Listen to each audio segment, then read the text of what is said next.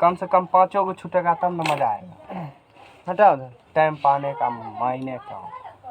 पढ़ाई भेज दे। क्या नंबर बोला? 28 नंबर है। 28 में बना पता नहीं क्या जल्दी आ जाए। यदि ये तर्जीह दो धनात्मक संख्या के बीच क्रमशः समांतर में होता है इसको ए और जी। कौन चीज? ए और जी। दो धनात्मक संख्याओं के बीच क्रमशः समांतर माध्य तथा गुणोत्तर माध्य। 28 का। अच्छा, ये भी तो नहीं बना होगा ना। दो संख्याओं का योगफल उनके गुणोत्तर माध्य का 6 गुना है। दो संख्या का योगफल कौन संख्या है नहीं पता। मान लिए संख्या ए और बी है। दो संख्या का योगफल जोड़ उनके गुणोत्तर माध्य कितना गुना है? 6 गुना। दिखाइए कि संख्या इतना है। अच्छा लेवल सवाल करें। चलो, माना कि दो संख्या में निकालो कंपोनेंट और डिविडेंड रूल होगा, भेजे होंगे। देखो तो, माना कि दो संख्या ए तथा बी है। दो संख्या ए तथा क्या है? बी है। तो फ्रॉम क्वेश्चन, प्रश्न से दो संख्या का क्या बोला है क्वेश्चन में? योगफल। ए प्लस बी उनके गुणोत्तर। अच्छा, दो एक संख्या ए को बी है, गुणोत्तर माध्य क्या होगा? रूट ए बी होगा। कितना गुना होगा? 6 गुना। दो संख्या का गुणोत्तर माध्य कितना गुना है? 6 गुना है। अच्छा चलो, दो संख्या का योगफल उनके गुणोत्तर माध्य कितना गुना है? 6 गुना है। 11th वाला में होगा। देखो आज नहीं, 2 दिन पहले भेजे थे सर। ये ऐसे का पीडीएफ होगा सर? क्या सर? यही बोला भेजने के लिए। कौन पीडीएफ? बाद में चर्चा करना उस पर। चुप। दो संख्या का योगफल उनके गुणोत्तर माध्य का 6 गुना है। 6 गुना है तो दिखाए कि संख्या इतना के अनुपात में है। समझ में आ गया ना कि किसका मान निकला है? ए प्लस बी का निकला है। सिक रूट ए बी। क्या हो, नींद लग रहा है? तब पीडीएफ में है। ऐसे पेज होगा सिंपल। तो रूट ए का स्क्वायर प्लस रूट दो संख्या का योगफल उनके गुणोत्तर माध्य का 6 गुना है। दिखाइए कि ठीक है। अब देखो, ए प्लस बी बराबर हमने निकाल लिया है 6 रूट ए बी, है ना। अब यहाँ से क्या करेंगे? इसको रूट में लिया सर जी, फिर कट के ए आ जाएगा। इसको ऐसे करो, ए प्लस बी बराबर दोनों तरफ जोड़ दो। दोनों तरफ क्या जोड़ेंगे? 6 रूट ए बी है, रूट ए प्लस रूट बी। कहीं पे नहीं मिल रहा।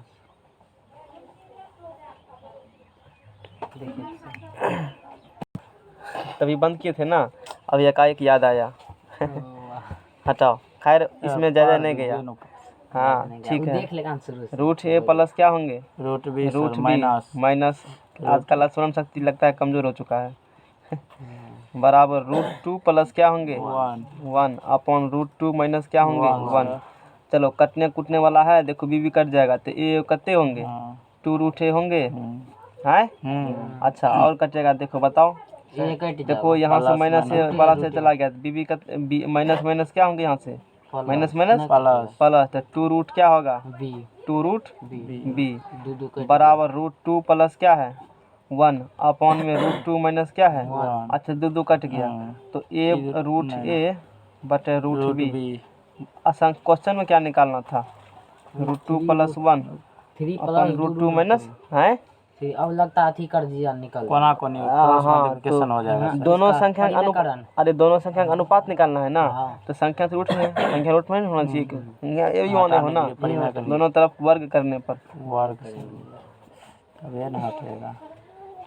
दोनों तरफ वर्ग करने पर करेगा तो ये बटे क्या होगा? ये बी हो जाएगा। बी। यहाँ से रूट 2 प्लस 1 का whole square A square plus 2ab 2ab अब प्लस क्या होंगे? B square. ठीक है, यहाँ तक कोई दिक्कत? अच्छा, अब बोलो क्या करेंगे? एक का स्क्वायर एक ही ना होगा। हाँ, एक का स्क्वायर एक ही होगा। 3 प्लस रूट 2 है ना, तो गया वो। फिर रूट 2 का स्क्वायर बोलो। रूट 2 का स्क्वायर 2 होगा। हाँ, उसके बाद लिखो 2 रूट 2 प्लस 1 प्लस 1 तो बराबर बोलो 2 1 कितने होंगे 3 plus 3 plus root two 2 root बटा 2 3 माइनस 2 रूट 2 2 1 हो गया निकल 3 माइनस रूट 2 रूट 2, तो इसीलिए ए अनुपात बी बराबर 3 प्लस रूट टू 2 रूट 2 अनुपात 3 माइनस रूट टू 2 रूट 2। ठीक है, दूसरा क्वेश्चन क्या था 29 नंबर। अच्छा 30 का है 29 से 30 हाँ हाँ 29 का हम कहे 30 का है सर, यही दूसरा प्लान नहीं ले दीजिएगा। 30 31 32 देंगे। क्या कहा है, पढ़ो सवाल चिकरो।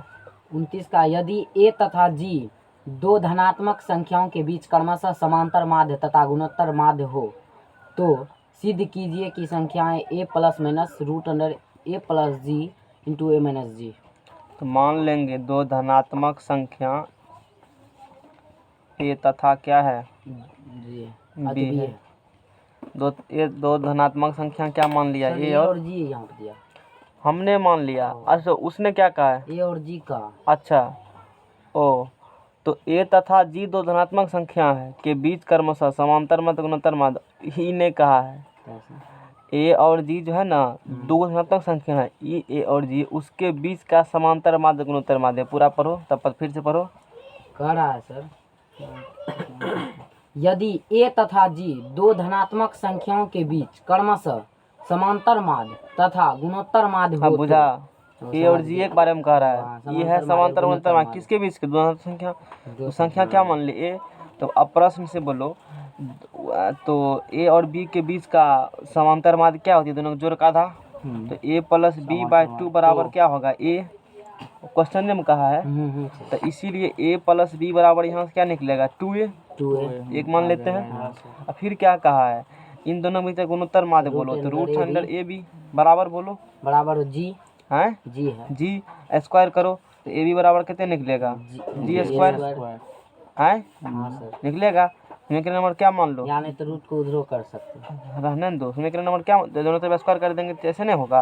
वो अच्छा ए माइनस बी का मान बोला है, ए प्लस माइनस जो भी कहा कीजिए उस प्रकार से। तो हमको ये बताओ कि ए माइनस बी क्या होंगे, तो ए माइनस बी बराबर निकालेगा ए माइनस बी का होल स्क्वायर बराबर, अभी जो लगाया था यहाँ पर एगो सूत्र, ए प्लस बी का होल स्क्वायर माइनस लिखा, ठीक है लिखा है।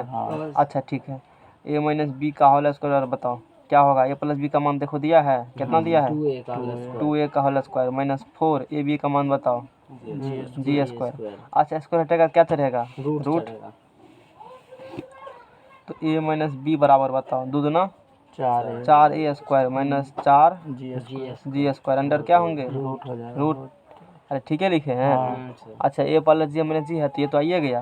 अच्छा ए माइनस बी बराबर बोलो रूट बाहर होगा तो 2 बाहर है सर बाहर निकल नहीं निकलेगा, 4 कॉमन ले लेंगे तो 2 निकल जाएगा इधर निकलेगा ना, रूट से निकल जाएगा 2 अंदर में क्या बचेगा ए स्क्वायर माइनस जी स्क्वायर ए प्लस जी इंटू ए माइनस ये हो गया निकलने तो गया 2 प्लस माइनस हो जाएगा ना तो चलो एक स्टेप और लिखते हैं स्क्वायर नेक्स्ट पेज लो।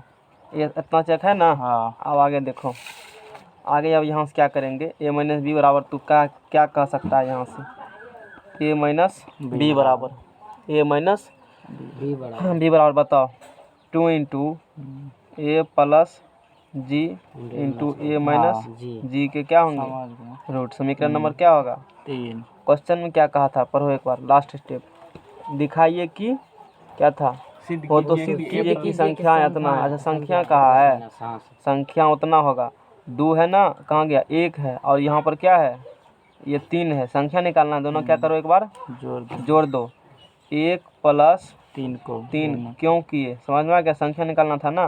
तो देखो यहाँ ए प्लस क्या है बी, यहाँ बी बी क्या होंगे ए क्या होगा जुट जाएगा 2a LHS देखो 2a फिर ये जोड़ो 2 को जोड़ेगा ए प्लस जी ए माइनस जी हो जाएगा ठीक है। अच्छा तो यहाँ ए होगा ना, एक 2 कॉमन तो 2 से दोनों तरफ भाग देने पर तो ए बराबर बोलो ए प्लस रूट में प्लस माइनस ए प्लस जी ए माइनस जी हो जाएगा जी ठीक है।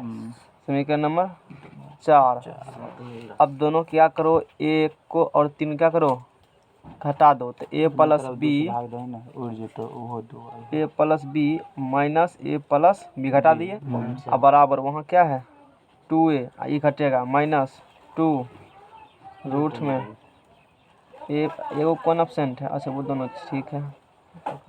ये चक्कर के बाद जो चलाएंगे ना, लिखे हैं 2a माइनस 2, ये था नहीं समझे सर हम सर बीच में रोक सकते हैं कहीं पे? बोलो ना लग रहा है नहीं, इधर यहाँ से पे कहीं सर। उठा के लिखे हैं a प्लस जी क्या नहीं समझा ये? वो 1 और 3 को क्या किए हो, जोड़ दिए हैं। एक कहाँ है, ये वाला एक है नहीं क्वेश्चन, एक है ना, a प्लस क्या है बी और यहाँ पर देखो, यहाँ पर a माइनस क्या है b है। तो ये दोनों को जुटेगा तो a प्लस बी अब प्लस a माइनस बी क्या हो जाएंगे, a 2a हुआ। और इसका LHS क्या है, ये 2a है। और इसका LHS क्या है, इतना है तो दोनों लिख जुटेगा तो देंगे। 2a प्लस नहीं लिखाएगा। हाँ, सर ठीक है, यहाँ पर भी 2 से भाग दिए, नहीं लिखे 2 से भाग हाँ दिए। उतना लिखता है, दूसरे बता दल के भाग मैट्रिक वाला के लिखेंगे, तुमको लिखेंगे, करके उड़ाई देंगे। ये सब गॉप मैट्रिक में होता है। समझ में आ गया ना, कोई दिक्कत, डड्डा भर का सवाल है वो देंगे तो कुछ करेंगे तो लिखेंगे, नहीं संभव है नहीं है, नहीं लिखा जाता है। हायर क्लास में मैट्रिक समय लिखा जाता है, मैट्रिक समय एग्जामों में ऐसे बना देंगे चलेगा? कोई दिक्कत नहीं है। वो अपने समझ जाएगा। हम लोग तो इतना कैलकुलेशन फास्ट करते हैं कि बिना कैलकुलेटर के एग्जाम को भी समझ में नहीं आएगा कि वो क्या लिखा है, बिना कैलकुलेटर को यूज़ किए हुए।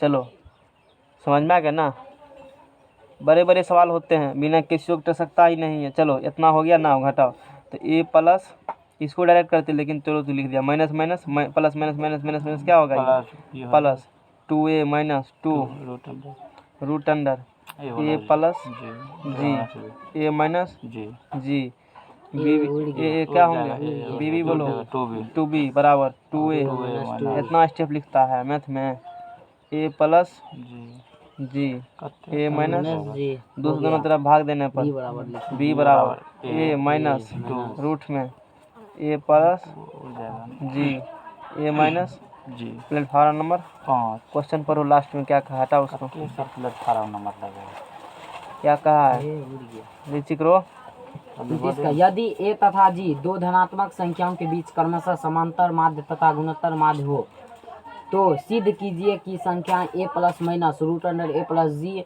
इंटू a माइनस जी है। तो निकाले तो गया a कमा b निकालो। देखो a है ना,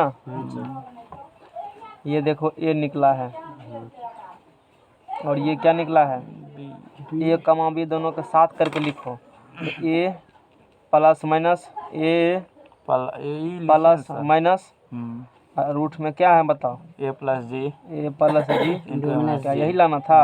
हो गया। अगला पढ़ो, सर 30 बन गया, 30 31 32 तो अगला चैप्टर शुरू है हटाओ। सर कुछ है कहाँ उस सबसे आसान सवाल है पूरे चैप्टर का, पूरे आसान सवाल चक्रवृद्धि ब्याज है, है सर। लेकिन इसमें जो है चक्रवृद्धि ब्याज के डायरेक्ट हटाओ। सूत्र पे बनाए तो चक्रवृद्धि ब्याज 31 का बन। सूत्र पे बनाए हैं पढ़ो, p into 1 plus r by 100 500 रुपए धनराशि 10% वार्षिक चक्रवृद्धि ब्याज पर 10 वर्षों बाद क्या हो जाएगी, याद कीजिए। कितना रुपए धनराशि है 500 है सर। 10% वार्षिक चक्रवृद्धि ब्याज की दर से 10% दर है। सूत्र को हम बनाएंगे। आर बराबर कितना का है 10%। 10 वर्षों बाद हाँ टाइम एन बराबर 10। कैसे बनाया तुम, हम सूत्र पे बना के बता दिए, नहीं हो रहा है 10 लिखे थे, हम 10 साल बाद करा। किए आर बुझबे न कि 10 500 रुपए धनराशि 10% वार्षिक, उस वक्त भी हम बनाए होंगे एपी पर ही। एपी बनाए हम बना दिए सूत्र एक। अच्छा उस वक्त बने हुए नहीं किए थे, नहीं बना के लाया हूँ। उसी पर बनेगा किस पे इसीलिए छोड़े होंगे एपी पर, जिसमें तू बनाया है ना उसी पर। चलो एक बार देखते हैं। एक बार देखिए 500 हमको चक्रवृद्धि का सूत्र याद नहीं है, ये 500 रुपये धनराशि है ना, 10% वार्षिक। देखो वैसे चक्रवृद्धि ब्याज बिना फार्मूले के सॉल्व कर देंगे हम। अब सर आप कर दीजिएगा ना। देखो कितना रुपये धनराशि है 500 है, चक्रवृद्धि ब्याज का मतलब क्या होता है, मतलब जैसे 1 साल का हुआ ना सर, 1 साल का जैसे देखो अभी 500 रुपये धनराशि है ना, 10% हुआ 10% वार्षिक है। देखो सूत्र पुत्र को हटाओ, 500 रुपये धनराशि है, ठीक है। धनराशि कितना है? 500 है। अच्छी बात है। 500 10% है तो एक वार्षिक है। 10% क्या है? वार्षिक है। तो 500 का 10% कितने होता है? 50 हुआ। एक साल का कितने निकल गया? 50 रुपया। 550 टका। सेक्रेटरी समझो तुम लोग फार्मूला, आखिर इतना हो गया। अच्छा अब ये बताओ, अगला साल जो ये 1 साल का निकल गया, कितना साल का निकल गया? फर्स्ट ईयर का निकला। अब अगले दिन निकालेगा 550 का, फिर 50% लो, कितना होता है? 10%। कितना? 55 रुपये। तो 550 तो था ही, अब टैक्स कितना रुपया हो गया? 55। 5 के 55 सुनो 605। अब 605 हुआ ना, ये कौन ईयर हुआ? Second year. अब 605 का फिर 10% लो, वो तीसरा टैक्स चलेगा 60.5। बुझा चक्रवृद्धि ब्याज क्या है? ये होती है चक्रवृद्धि, मतलब ब्याज का ब्याज जोड़ता है। सर ये जो तब कह रहा है 10 साल का, तो मतलब ऐसे निकालेंगे 10 साल तक। देखते हैं फार्मूला। एस 10 साल का बोला है ना, तो जोड़ बोलेगा ना, SN बराबर हम सर यहाँ पे नहीं समझे, R 10% कैसे ले लिए सर? R तो गुना करेंगे तब ना पूरेगा, वो तो गुना करने पे 10% वार्षिक है ना, डबल बढ़ रहा है ना, मल्टीपल है ना। जीपी में भी आर कैसे होता है? 1 दूना 2 3, इस प्रकार से बढ़ रहा है। 10-2200 तो 500 रुपये धनराशि अब देखो ना, देखते हैं बनता है कि नहीं चक्रवृद्धि ब्याज। इसमें नहीं बना। ये समझ में आया कंसेप्ट? हाँ सर, यही है, यही चक्रवृद्धि ब्याज के मेन मतलब है। इसी के आधार पर फार्मूला ड्राइव होती है। तो A इंटू क्या होता है? R बटे 100, यही सूत्र पढ़े हो ना sir? P into 1 plus R by 100 power में T। ठीक है। तो SN बराबर जो हम लोग पढ़े हैं उस फार्मूला देखते हैं, क्योंकि जीपी है ना। तो SN बराबर जीपी में क्या पढ़े हो? 10% है तो कितने होगा ये बताओ? N/2 0. कितने होगा? 0.1। 100 से सब। अरे परसेंटेज को बदलेगा कितने होगा? 0.01। हाँ 10 वर्षों बाद निकाल ली, क्या होगी? तो SN बराबर A इंटू 1 माइनस R के पावर N। कैलकुलेशन करके बताता हमको। A इंटू 1 माइनस R के पावर N अब बटे 1 माइनस R। एक बार गुना करके बताओ तो कितना आता है ये? गुना करके बताओ ना, कैलकुलेटर कर ना। गुना भाग कौन बैठल रहेगा? तो कैलकुलेटर लाओ। कैसियो कैलकुलेटर है? नहीं सर। चलो छोड़ देता हूँ। देखो यहाँ गुना भाग सिखाते हैं। 500 इंटू 1, ये 0.01 है ना, इसका मतलब 0.01 का मतलब देखो, 0.01 का मतलब क्या होती है? अरे 10% 0.01 होता है कि ज़्यादा होता है? 10% मतलब 10 बटे कितने होगा? गलत फिर किए, 1/10 हो जाएगा। 0 कटेगा, 0.1 ही होगा। वही तो 0 पॉइंट सिर्फ क्या होंगे? ये 1 होंगे। अच्छा 0 पॉइंट यानी कि 1 बटा यहाँ पर क्या है? 10 है। यहाँ पर 1 बटा 10 के पावर कितना है? 10 अपॉन यहाँ भी घटा हो जा रहा था। 1 माइनस 1 बटा क्या है? देखो गुना भाग करते हैं हम ही। 500 इंटू 1 माइनस 1 बटा 10 के पावर कितना है? 10 अपॉन में 0.99 होगा। अपॉन में 10 एकम, तब तो 10 एकम, 0.9 ही होगा। अरे 10 एकम 0.9 होगा। हाँ सर। तो 0.9 हो गया ये, ठीक है। तो 500 अपॉन 0.9 इंटू आंसर किस में दिया है? देखो तो एक बार, इसे छोड़ दिया है। आंसर है इसे है ये 1 प्लस 0. ऐसे 0.1 का पावर दिया था 10। देखिए 0.3 का यही है ना। 500 इंटू में गुना 10। तो ठीक है। 10 1.1 पावर 10 1.1 पर पावर 10 1 पर पावर 10। ये कैसे होगा? तो गुना भाग करो यहाँ से। A इंटू, तो यहाँ से अब क्या करेंगे? आज इस पे भी कर 1 माइनस 1 बटा 10 का पावर क्या है? 10 है ना। अच्छा तो एक चीज़ कर सकते हो यहाँ से, क्या? इस 0.9 इसमें डिवाइड करो। क्या सर? 0 पॉइंट नहीं उसको रहने देते हैं। 0.9 कुछ नहीं करते हैं। कैसे है यहाँ पे? अंकित में 1 माइनस 10 के पावर 10 है। 10 के पावर 10 है ना। साइन क्वेश्चन है तो उल्टी इसको स्टॉप करो। चक्रवृद्धि ब्याज का लिखिए ना sir. P into 1 minus R by 100 1 minus R by 100 power पर टाइम दीजिए। पावर कुछ कितना? लगाइए ना, ऊपर में T दीजिए। टी सर टी ये टी कितना टाइम है? सर इस सवाल 10 जो है वर्ष दिया है ना। इस पे अरे तो हम बन भी तो जाएगा वही लेकिन किए इस हैं। पे भी बनना चाहिए सर। पी कितना दिया है क्वेश्चन में? क्वेश्चन में पी कितना दिया है? पी कितना 10 पी सर 500 दिया। हाँ तो 500 तो लिख ले यहाँ 500 पर। ना। हाँ तो 1 माइनस तो 1 तो है ही, आर बटे 100 तुम्हारा है तो हम भी तो हाँ, वही वही किए हैं, काट आर बटे के 100 तो ही वो किए, होबे 10 का किए। 10 लेकिन किए हैं। बट्टे में जो ये दे दिए हैं हाँ वो तो तो सूत्र है। तो होबे करता है बट्टे में जीपी में हाँ वो। वो तो है ये। ब्याज दर पर क्या, तो इसको फिर तू आंसर कैसे सॉल्व कैसे कर लिया? इसको सर इसी से डायरेक्ट इसी पे बैठा के हम सॉल्व कर दिए। हाँ तो इससे यदि करेंगे तो ये 500 निकल रहा इंटू 1 माइनस आर का मान कितना है? 10 बटे यहाँ से क्या है 100 है ना? है लीजिए सर इसी को बना दिए। 1 माइनस आर के पावर 10 तो 500 इंटू ये कैसे 1 माइनस, देखो यहाँ 0 0 1 बटा क्या होगा 10 के पावर 10 500 इंटू 10 10 एकम 10 10 में से कितने होगा? एक गया। 1 गया 9 बटे 9/10। 10 के पावर क्या होंगे 10 हे सर प्लस होता है, माइनस हम दे दिए, प्लस होता है। प्लस होता है। तो 10 का 10 से कितने होगा ये 11 500 इंटू 1.1 और कितने हो गया? इस पर भी लेकिन बनना अच्छे से देखेंगे, इस पर काहे न बना। हाँ अब की बार निकल जाएगा इससे। चलो रहने दो। सर एक बार खोज करिए ना, इससे खोज कर दीजिएगा तो तब। 500 जी, इससे भी बनेगा सर जीपी से। 500 रुपये धनराशि, ठीक है ना, 10% वार्षिक चक्रवृद्धि ब्याज पर 10 वर्षों के बाद ज्ञात कीजिए। 10 वर्ष, अच्छा एक चीज़ करो, जीपी पहले बनाओ, यदि जीपी बन गया तो काम हो जाएगा हाँ सर जी ना। बनेगा, काम हो जाएगा। क्या बना लेंगे यदि? GP sir. जीपी बनाओ, दिमाग लगाते हैं देखो। अच्छा जीपी बोलो क्या बनेगा? पहला कितना है? 500 देल है। 500 है। ये बराबर अच्छा चक्रवृद्धि ब्याज बोलेगा ना, तो ये बताओ चक्रवृद्धि ब्याज अगले ईयर क्या होंगे? जैसे अभी निकाला था मैंने 500 के बाद कितने होगा 500, 50 अगले साल क्या होंगे? 605 है। 605 605 है। इसके बाद बोलो इसका फिर कितने परसेंट? 7.5 इसका 10% चक्रवृद्धि ब्याज है ना, कितने? 665.5 दीजिए ना। 665 600 कितने बोला? 665 605 605 अब कितना दें? 5.5 दें। सो ऑन क्या पदों बाद बोला है? 10 वर्ष बाद बोला है ना, 10 पदों तक, 10 पदों तक हो गया। लगाते हैं एक बार दिमाग, नहीं बनेगा तो कोनो बात नहीं है। करिए सर। आर बोलो कितने होगा? 550, ये आर नहीं होगा तब उस अनुसार से आर बराबर बोलो 550 बटे क्या निकालो 500 कितने निकलता है? 0 0 कैंसिल, 55 भाग दो 50 से, बोलो कितने निकलता है? 55 भाग दो, अरे भाग तो दो जल्दी। जल्दी से ये सर बड़का कैलकुलेटर। अच्छा लाओ उला लिया, अब लाओ, अब दिक्कत नहीं है, अब इस पर हम तुरंत फटाफट कर लेंगे। कितना है इस पर? भागा 55 भागा 50 1.1 हाँ।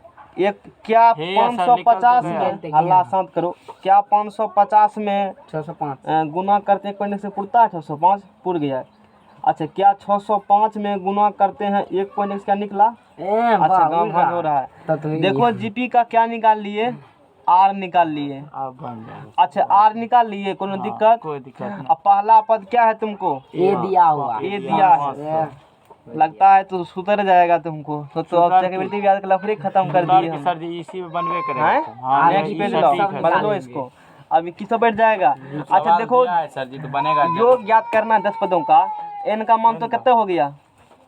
10 वर्षों बाद निकालना है ना जी। 10 वर्षों बाद कितना हो जाएगा? 10 वर्ष तो एन का मान कितने हो जाएगा? हो गया सर 10। तो सूत्र बताओ, एस 10 बराबर ए इंटू, तो ए इंटू, इसलिए सोचे इस पर तो बनाए हैं, कभी जरूर बनाए होंगे हम। ए इंटू, अच्छा यहाँ अधिक है तो अधिक है तो एक से अधिक है तो वो वाला लगेगा आर एन माइनस हाँ। आर एन तो आर के पावर क्या होंगे?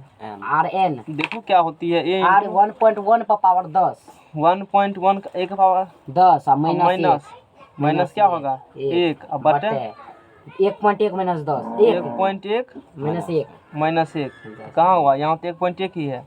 हाँ तो 0.1 नीचे में आया सर। हाँ फिर भाग देंगे उससे। अब देखिए है सर फिर तो नीचा में नहीं आना रुको ना, होगा एक सेकंड रुको ना। हो ही जाएगा। चाहिए। मुल्ला बचे थे। देखो क्वेश्चन में कितना वर्षों बाद बोला है? 10 वर्ष बाद।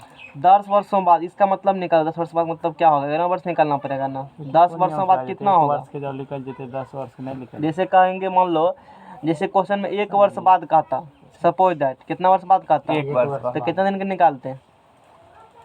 1 वर्ष क्वेश्चन में जो कहा है अंकित 10 वर्षों बाद क्या होगी? एक नियम 10 कितना वर्ष बनता है? ज्ञात कीजिए। 500 रुपये धनराशि 10% वार्षिक को 10% वार्षिक चक्रवृद्धि ब्याज पर 10 वर्षों बाद क्या होगी? 10 लाख के अच्छा, यदि इसका 10 वर्षों बाद क्या होगी? एक हमको यहाँ लग रहा है यदि 1.1 में से घटेगा तो कितना होगा? 1.1 में से कितने निकलेगा? 0.1। हाँ सर। अच्छा 0.8 ठीक है। ए इंटू आर के पास इसको स्टॉप करो। कुल योग हुआ। सुनो, दिमाग काम करने दो। 10 वर्षों बाद क्या हो जाएगी? चक्रवृद्धि ब्याज में क्या होता है मतलब समझो। चक्रवृद्धि ब्याज मैंने यहाँ बताया, जैसे मैंने बताया कि यहाँ क्वेश्चन दिया है 500 रुपये। कितना दिया है क्वेश्चन में? 500 रुपये। 500 रुपये दिए हो, 10% वार्षिक है। यदि इसका 1 साल बाद जड़ेंगे सूद तो 550 होगा। इस 550 में पिछला भी है ना, हाँ इसलिए जोड़ काहे निकालेंगे? अंतिम पद जो निकलेगा वो तो खुद जोड़ निकलेगा, पिछला सबका मूल और सूद, सूद का सूद वो तो खुद निकले, इसलिए समेसन इसमें क्या होंगे? नहीं होगा, इसलिए यहाँ लगाया क्या समेसन होंगे इसमें? नहीं होगा। कैसे होगा समेसन? सोचने वाली बात है। समेसन कैसे होंगे? समेसन तो होते वो तो होते जा रहा है समेसन, फिर समेसन हम काहे निकालेंगे? ये थोड़े तब तो ऐसे में तो आदमी को मुड़िए लेगा है। 500 रुपये है, ये इतना अधिक रुपया कहेगा, उस अनुसार यदि तुम निकालेंगे, हम लोग देखो एक बार कैलकुलेशन करते हैं। अब दिमाग लगा मेरा। 16 गुना 500 इतना गुना करेंगे 500, इसमें नहीं करेंगे, इसमें किसमें गुना करेंगे? 500 गुना करेंगे। ये 7900 का उतना रुपया हो 10 साल में संभव है? 500 टका बताओ तो कितना फीस चलेगा? तो 8000 टका हो जाएगा। सोचने वाली बात है ना, लॉजिकल भी। 8000 टका तो नहीं होगा। ये तो समेसन निकल ही रहा है, यानी किसमें क्या निकालना पड़ेगा तुमको? पद निकालना पड़ेगा, जोड़ निकालना नहीं पड़ेगा। तो पद निकालो। मिस्टेक किया मैंने यहाँ पर। चलो चलो तो बताओ यहाँ से 10 पदों यानी कि T10 निकालेंगे तो जमा पद A इंटू आर के पावर उससे 10वां पद। देखो 10वां पद भी नहीं निकलेगा। 10 वर्षों बाद क्या हो जाएगी? 11वां पद निकालना। 1 वर्षों बाद कितना हो जाएगा? 11वां पद, यानी 10, यानी कि यहाँ A इंटू आर के पावर क्या हो जाएंगे? आंसर निकल गया। आंसर निकल गया। यही बात होंगे इसमें। यानी कि एक चलो नया किए इस प्रकार से के लाइन में नहीं सर, तो एक ही लाइन होवे करेगा तब। समझ में आया? अच्छा, इतना हम काहे किए? नहीं करना ही पड़ेगा क्योंकि जीपी पर लिखना पड़ेगा। इस सवाल समझ में फिर समझा दे एक बार। फिर से बोल दीजिए देखो तो समझ क्वेश्चन में कहा था कितना रुपये धनराशि है? 500 रुपये। 10% वार्षिक चक्रवृद्धि ब्याज पर। कितना परसेंट वार्षिक चक्रवृद्धि ब्याज पर? 10% वार्षिक क्या था? चक्रवृद्धि ब्याज था। हमको देखो कैसे दिमाग लगा, जीपी पर ही बनेगा। चूंकि चक्रवृद्धि ब्याज भी मल्टीपल होता है, धीरे धीरे एड होते जाता है ब्याज, महीना का महीना, जिसे बताया मैंने, ब्याज एड होते जाता है ब्याज। लेकिन एपी यदि रहता तो उसका गप नहीं होता। एपी में खास संख्या जुड़ते रहता है। मूल एपी में सिंपल ब्याज बोलो तो एपी है, और चक्रवृद्धि ब्याज बोलो तो जीपी है। नहीं, सिंपल ब्याज बोलेंगे तो क्या है? एपी है। अरे खासी संख्या जुटेगा। 10 टका सैकड़ा चलेगा, मान लो सपोज दे 10 टका सैकड़ा चलेगा, 10 टका चलेगा। सिंपल सी बात है। और चक्रवृद्धि ब्याज नहीं होती, उसमें तो ऐड होते जाएगा, मल्टीपल होते जाएंगे। तो जीपी पहला पद कितना था? 500। आर कितना परसेंट था? 10%, तो 0.1 हो गया इसमें। तो 0.1 इसमें कर दिए, 0.1 कर दिया। तो उस प्रकार से एगो दूगो एपी का इसमें क्या किया मैंने? 500 का निकाल लिया 10%, उतना हो गया। 3 पद तक निकाल लेंगे। और फिर देखना यहाँ 10 पदों तक ठीक है, लेकिन यहाँ पर एन का मान कितने ले लेंगे हम लोग? क्योंकि क्वेश्चन में क्या निकालना है? 10 वर्षों बाद निकालना है। 10 वर्ष यानी कि पूरा हो जाएगा, 11वां पद आ जाएगा उसमें। समझने वाली बात है। जैसे तुमको बोलेंगे 2 वर्ष बाद कितना होगा सूद, यानी कि 2 वर्ष तो पूरा, तीसरा वर्ष पूछ रहा है नहीं है? तो वही वाला बात इसमें है। चलो हटाओ, सवाल बन चुका है। तो ए बराबर 500 निकाल दिए। जीपी में ही दिया। ए बराबर कितना निकाल दिया? 500। आर बराबर इसको भाग देकर 1.1 निकाल दिया। एन बराबर 11 होंगे तो 11वां पद, यानी कि 10 वर्षों 11वां पद। 11 मतलब क्या बोलेगा? 10 वर्ष बाद ही बोलेगा। 10 वर्ष बाद कितने सूद हो जाएगा? 3 वर्ष बाद कितने सूद? चौथा वर्ष पूछ रहा है इस प्रकार से। वो बना 32 32 हो गया। बना बना दे, बन गया। 2 लाइन का सवाल है, चलो बना देते हैं। 32 का सवाल देखो। यदि किसी द्विघात समीकरण के मूलों के समांतर माध्य एवं गुणोत्तर माध्य क्रमशः 8 तथा 5 है तो द्विघात समीकरण, उस वक्त शायद भी नहीं बताए होंगे, एपी से वो लोग बना लिया होगा, इसीलिए इस सूत्र से नहीं। और उस वक्त दिमाग में हमने लगाए थे, इस वक्त दिमाग लगाए हैं तो अभी इससे बना नया सवाल हुआ एक तरह से। यदि किसी द्विघात समीकरण के मूलों के समांतर माध्य गुणोत्तर माध्य क्रमशः 8 तथा 5 है। देखो एगो द्विघात समीकरण निकालना है, है ना, उसके मूलों के समांतर माध्य एवं गुणोत्तर माध्य क्रमशः इतना है। मूलों के कौन माध्य? समांतर माध्य एवं कौन चीज? गुणोत्तर माध्य। देखो आसान सवाल है। यदि किसी द्विघात समीकरण के मूलों के समांतर माध्य, मूल का कौन माध्य? समांतर माध्य और कौन चीज? गुणोत्तर माध्य। अच्छा, द्विघात समीकरण का मूल है वो क्या होता है? अल्फा और बीटा होता है। बता, द्विघात समीकरण का मूल क्या होता है? अल्फा और बीटा होता है सर। यहाँ मूलों के कौन चीज पूछा है?